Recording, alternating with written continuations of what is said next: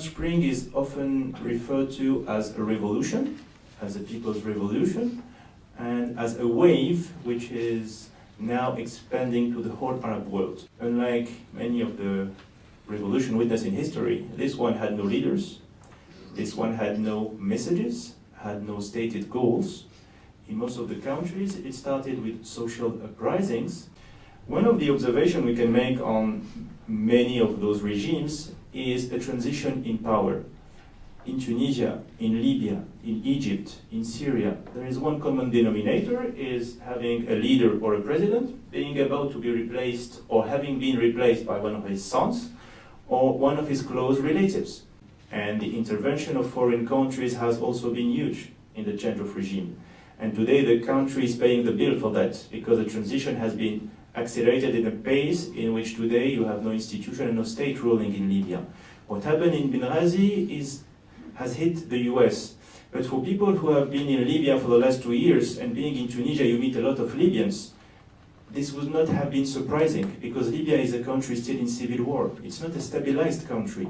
The control of the central government on the country does not exist because there is no administration, no civil servants, and there are no structures to control the country.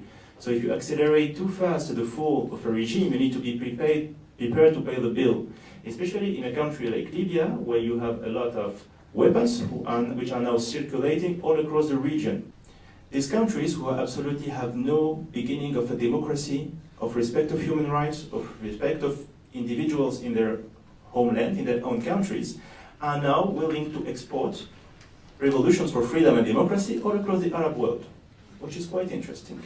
We have seen several protests and uprisings throughout the world, and there is something in common.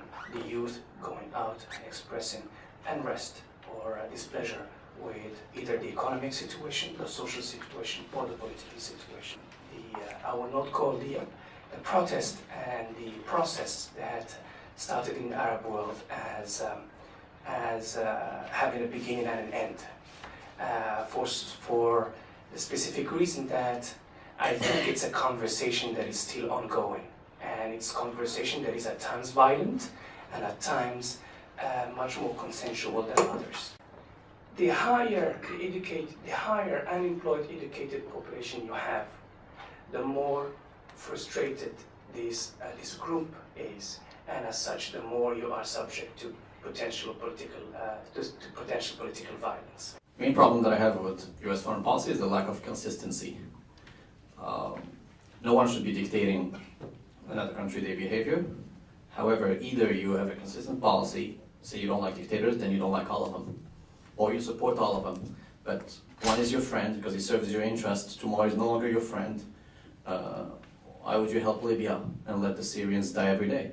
So this lack of consistency, I think, even increases the frustration among people in the Arab world. When it comes to consistency, the obligations of the United States is not towards any member state, but towards the U.S. People. And as such, it has to adjust to the needs and to serve that specific interest. Now, that said, you need to be, to some extent, coherent, not consistent, but coherent in your engagement.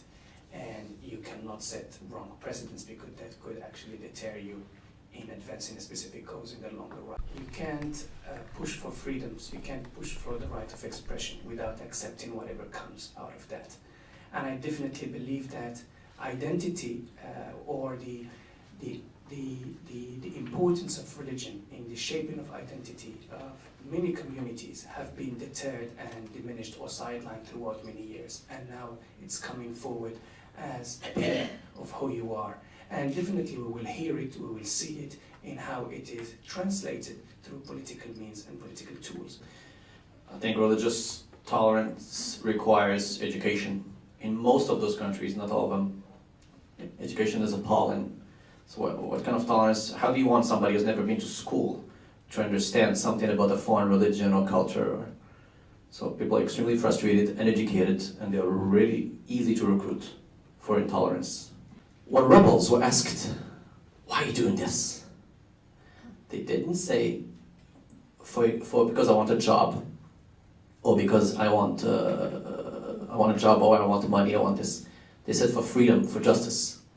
I'm concerned, I'm worried that they might not get as much of the Arab Spring as they should. They helped in this remove the dictator.